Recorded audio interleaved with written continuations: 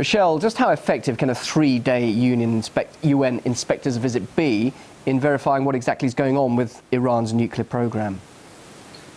Well, I don't want to comment on the IAEA mission at the moment because, in fact, it's the events which preceded it which are, I think, of crucial importance. If we go back a couple of weeks back, Leon Panetta, the Defense Secretary of the United States, said quite categorically, when asked on a CNN talk show, does Iran constitute a threat? Do they have nuclear weapons? And his answer was a categorical no. He said, no, they don't, and they don't constitute a threat. Ehud Barak, more or less the same time, made a similar statement, the fact that he didn't consider that Iran was a threat to Israeli security and didn't have nuclear capabilities. And then subsequently, then on Monday, we see that the European Union with the sanctions regime, which is directed also against the central bank, freezing its assets, as well as going after several financial institutions of the Islamic Republic. And again, we have to ask ourselves, what is even the pretext and justification after these far-reaching political statements? And I think what we are witnessing here is a build-up towards a military confrontation. These sanctions constitute, in some regards, the staging of a military agenda. And I should mention that, in turn, we have massive deployment of US military hardware, troops going into Israel to be stationed in Israel, more troops going to Kuwait, naval forces in the Persian Gulf, in the Arabian Sea, and in other words, I think what the United States wants now, including its allies, is some kind of a green light which will give a human face to World War III. But won't all that be scuppered? Iran has said that it will prove that its nuclear development is for peaceful purposes only.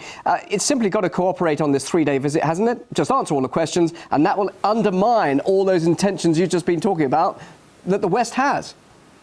Well, I think that Iran is playing the diplomatic card, and the IAEA is made up of inspectors. They're not necessarily controlled politically. But I think that what the United States wants is some kind of statement, which it could then use in a balanced, unbalanced way to lead to the next stage. And what we're talking about is escalation. That war has already started. There's drone attacks. There's special forces inside Iran. There's now what I would describe as financial warfare. And if we are to evaluate nuclear threats, we can't apply double standards.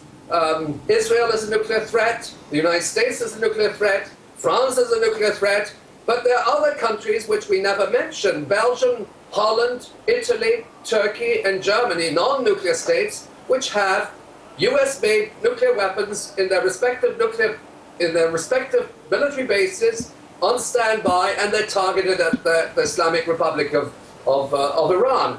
So that the issue of nuclear weapons of Iran's nuclear weapons is a red herring, but it is a red herring which could lead us into a World War III scenario. Right, so you paint a very, very pessimistic and bleak picture of the consequences of what could happen. Certainly bearing in mind the instability we're seeing in Syria, and now you're talking about potential conflict there against Iran. I mean, you really absolutely serious that the world would let this happen, that we could actually see a World War III scenario? Well, what I think we have to understand that, first of all, this military build-up has been taking place for the last 6 or 7 years, since about 2005.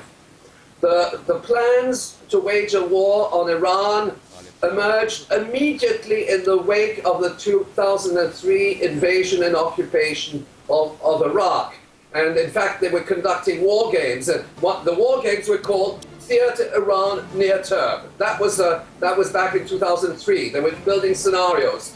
Now, what I can say is that this has been on the military agenda at least since 1995, or according to declassified U.S. Central Command documents.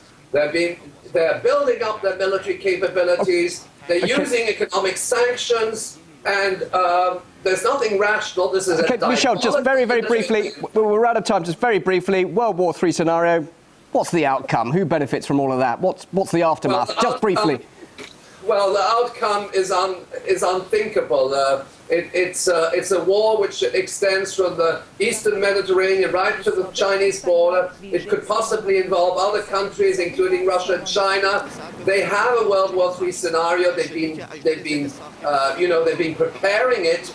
I'm not suggesting that it will occur, but at this moment, public opinion is so informed and so indifferent to this possibility that we could, in fact, find ourselves in a very critical crossroads. Okay, Michel.